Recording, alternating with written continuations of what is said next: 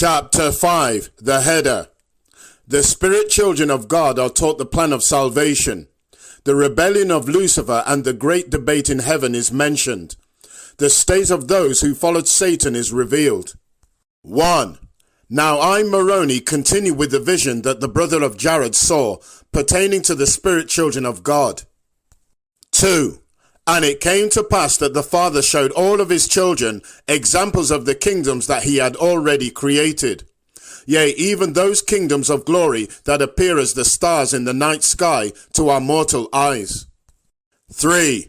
And he explained unto them that these were the works of his own hands, and that after their pattern he would prepare the worlds wherein these spirits would reside, and enter into their second estate, or in other words, mortality.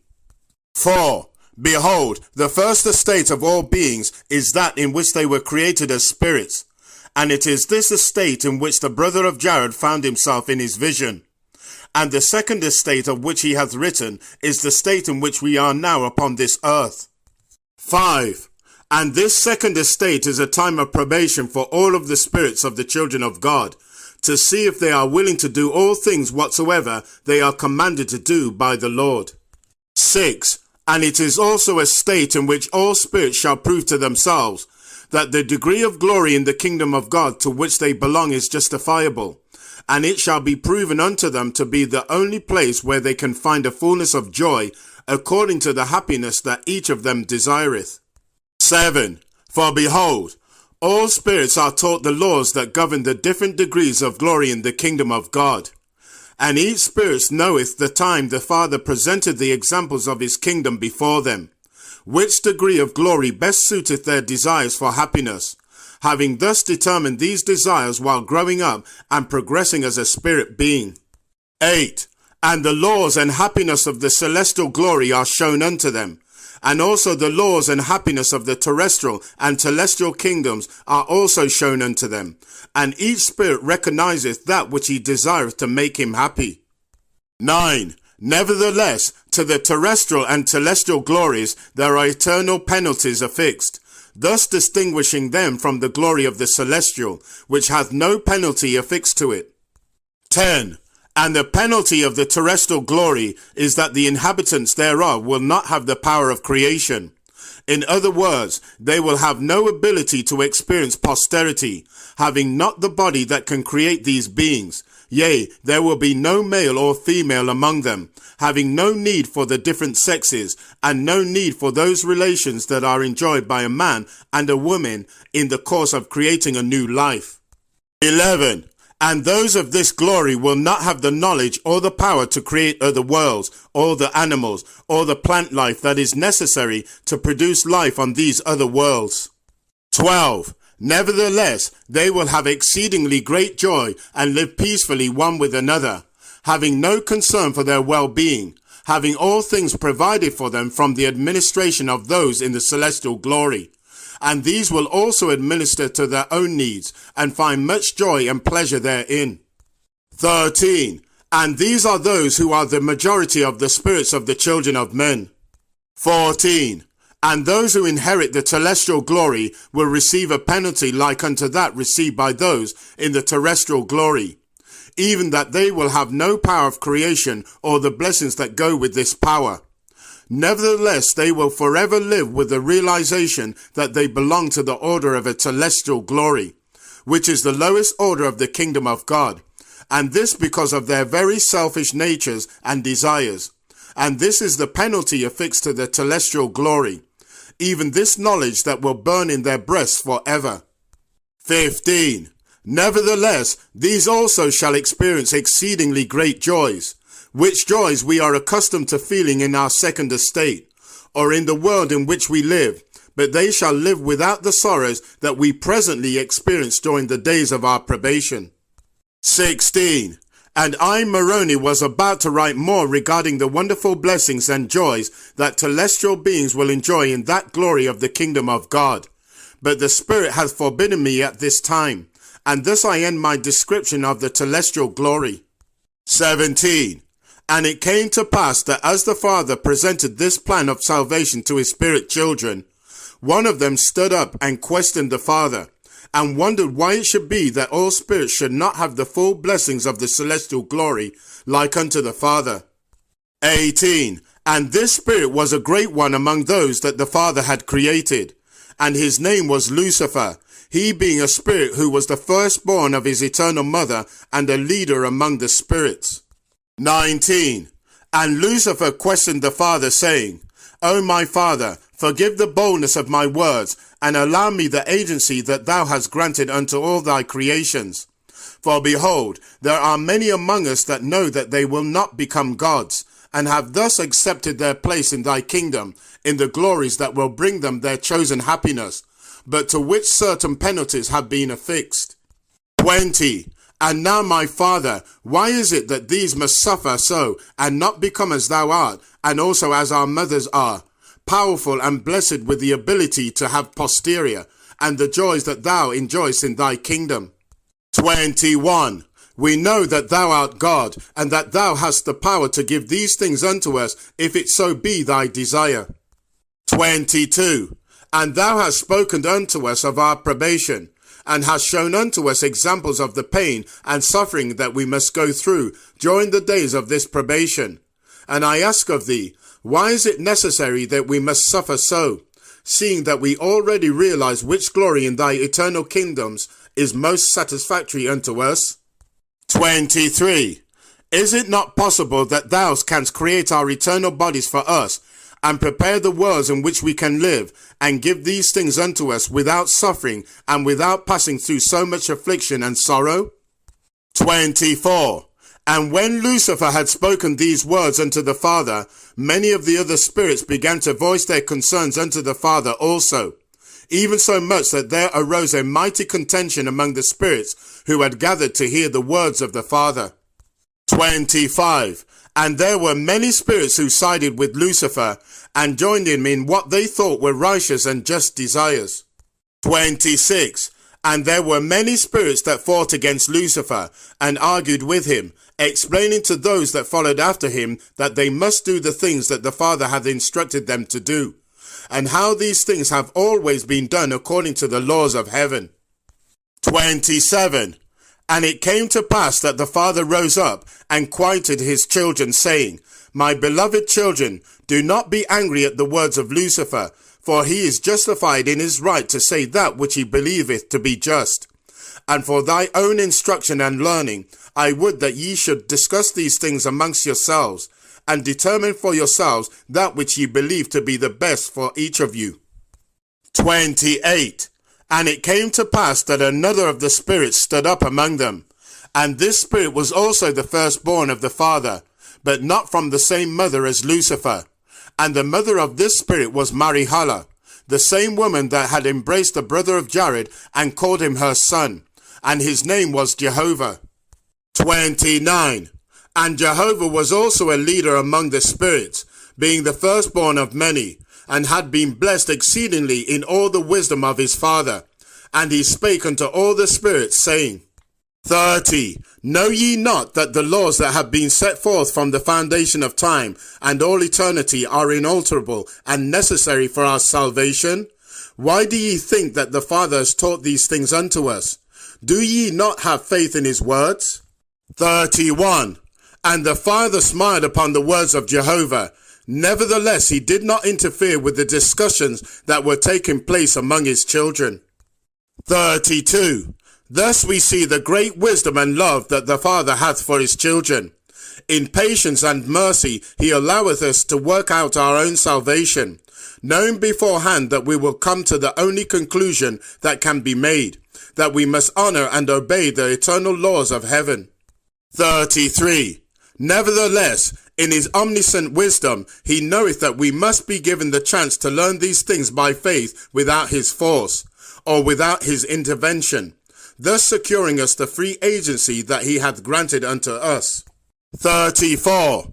And after Jehovah had spoken these words, Lucifer rose again and contended with the words of Jehovah, saying, 35.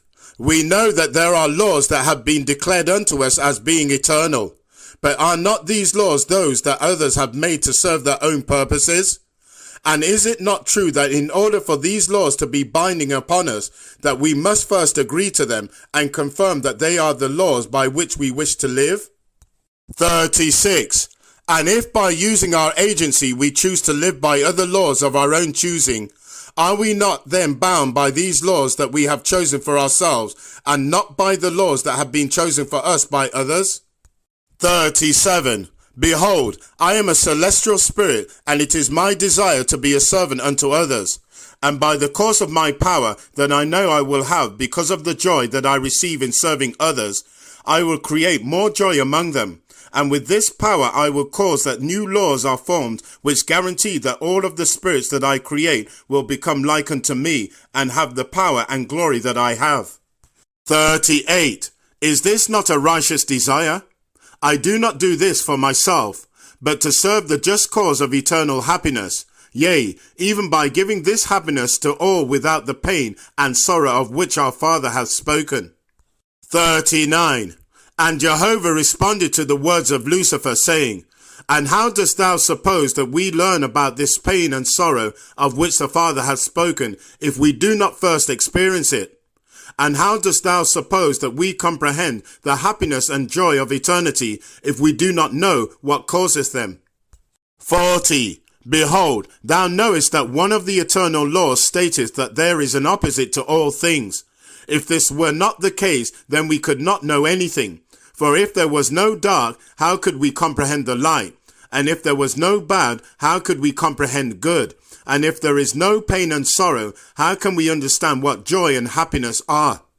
41. And these things are according to our feelings. But even so, if there were not cold, how could we know warmth? Yea, even if there were no rocks, then there would be no earth, which is softer than a rock, yet made up of the same elements. 42. How canst thou, being a celestial being, expect to serve thy creations by taking away the only source of the joy that thou supposest to give to them? Thou knowest that this is not possible. Let us listen to the words of the Father and trust in his glory, that he will provide the means whereby we may experience happiness according to our desires of happiness. 43. And Lucifer rebuked Jehovah and railed against him, even so much that the Father stood up again amongst all of his spirit children and beckoned them to listen to him. 44. And Lucifer stood forth amongst those who stood with him, and rebelled against the Father. And the mothers of these spirits stood with the Father, and pled with their spirit children to listen to their father. But the words of Lucifer were convincing unto them, they being mostly celestial beings who understood that their eternal lot was that of a celestial glory. And they understood the penalties that were affixed to that kingdom. 45. And these eternal mothers wept for their spirit children, but they knew that the laws of agency could not be breached, and thus they saw the rebellion of their beloved children. 46. And truly the Father has shown his great mercy towards his children in their iniquities, insomuch that after the rebellion of Lucifer and a host of spirits, the Father cast them out of his kingdom, and they were cut off from the kingdom of God forever. 47. Now I, Moroni, would that ye should know that the things that the brother of Jared saw are taught symbolically unto the children of men in the temples that the Lord suffereth to be built among them, for their sanctification and their instruction. 48. And this great endowment of knowledge was given unto Adam and passed down from generation to generation, to teach the children of men the mysteries of God in a form that they will not understand without the Spirit to guide them. And in this way the Lord keepeth his mysteries hidden from those who have not received his Spirit by keeping his commandments. 49. And now these great mysteries are taught in the temples of the Lord, as he instructeth his children in mortality. For truly Lucifer and his followers did not keep their first estate, which estate is represented by the new name that one receiveth when endowed in the temple of the Lord. 50. Behold, this new name is the name of a righteous soul, who hath passed through the trials and tribulations of mortality, and hath proven him or herself worthy to proceed in the kingdom of God. In other words, this new name representeth our spiritual existence. 51. Therefore, he who abideth not by the laws of the holy priesthood that govern this spirit world shall be cut off from the kingdom of our Father, symbolically represented as if he were to lose his head, the head symbolizing the kingdom and glories of our Father. 52. And they who keep not this first estate will have no part in the kingdom of the Father from the time of their rebellion henceforth and forever. 53. Nevertheless, the great wisdom and love of our Father hath prepared a place for them in the eternities, a place where they too will forever feel the love and mercy of their Creator. 54. This place shall be known in mortality as outer darkness, where there shall be weeping and wailing and gnashing of teeth. This place of torment shall not be known at this time or forever by those who keep their first estate, but will only be known by those who inherit it. 55. And the Father shall make himself known unto his children in outer darkness, and they too shall feel of his mercy and love. This shall be their torment, yea, that they feel the love of the Father and partake of his mercy, but know forever of their iniquities and their rebellion against him. Nevertheless, they too shall receive of the love of the Father. 56. Now I, Moroni, was about to write more of the words of the brother of Jared, that he wrote concerning the mercy and love of the Father for those who are cast out of his kingdom. But the Lord hath forbidden me, saying, Stay thy hand, and write no more concerning these things. For behold, many of my children might take these words and the knowledge that is given unto them, and justify the wicked desires of their own hearts, desiring to join Lucifer and his followers, seeing that their lot is just and merciful. 57. And it is my work and glory to prepare the souls of all men to be found spotless before God and his angels, that they might partake of the glorious blessings of his kingdom. 58. Behold, Lucifer and his followers have no part in the atonement that I have caused for the children of men. Thus their sins and iniquities shall be present in their minds forever, and this is what is meant by endless torment. 59. And I would that all men shall know that I have felt the pain of these souls, and this pain caused me to shrink before the Father, even so much that I asked that I might be delivered of this pain and sorrow, praying to the Father that this cup pass from me. 60. And this pain did cause me to bleed as if from every pore of my body, and the pain thereof cannot be explained in words that thou wouldest understand. 61. And this is the work that I took upon myself when Lucifer rebelled against the plan of salvation. In his rebellion he sealed his fate and that of those who follow after him, insomuch that they have no part in the redemption of my work and glory. And the atonement hath no effect on them, because they have rejected the words of the Father. 62. Behold, they shall feel the pain and sorrow of their iniquities, and know the anguish that no other mortal except me knoweth. For this reason my soul doth sorrow. 63. And I, Moroni, marveled greatly at the love that Jesus had for these rebellious spirits. For he truly loved them as much as he did those who did not rebel against the Father and kept their first estate. 64. And it came to pass that I pondered these things, and my heart and soul were filled with exceedingly great joy. For I knew of the love and mercy that the Father had for his children. And this love and mercy gave me great hope for the souls of my brethren who had perished in battle, which battle raged in their hearts because of their wickedness, and hath caused their destruction. 65. And it came to pass that the brother of Jared saw the workings of Lucifer and his followers, as they went throughout the earth deceiving the children of men, and turning many away from the precepts of God. 66. And behold, there were many spirits which did possess the bodies of many of the sons of Adam, insomuch that they did that which is contrary to the will of God, by desiring their brethren in a way that a woman desireth a man. 67. And the Lord was merciful unto these sons of men, and understood the reason for their unnatural state. And I marveled at the love that the Lord had for these brethren, who were possessed with the spirits of those who would have been women, had they been allowed to pass through their second estate. 68. And they were meek and compassionate, having many of the qualities of a righteous woman. Yet they were mortal men having a body that was like unto their mortal fathers. 69. And the brother of Jared beheld that these men were despised by their brethren, and mocked and ridiculed for their manner of speech and the workings of their nature. 70. Nevertheless, these were loved by God, for behold, the Father loveth all of his children, and those of his children that rebelled against him in the spirit realm are loved by him as well, as are all of those who did not rebel against him. 71. And thus hath he commanded us to love our enemies, and those that are not like us, yea, even those that we do not understand, and do good unto them, all of us being the children of God. End of chapter 5.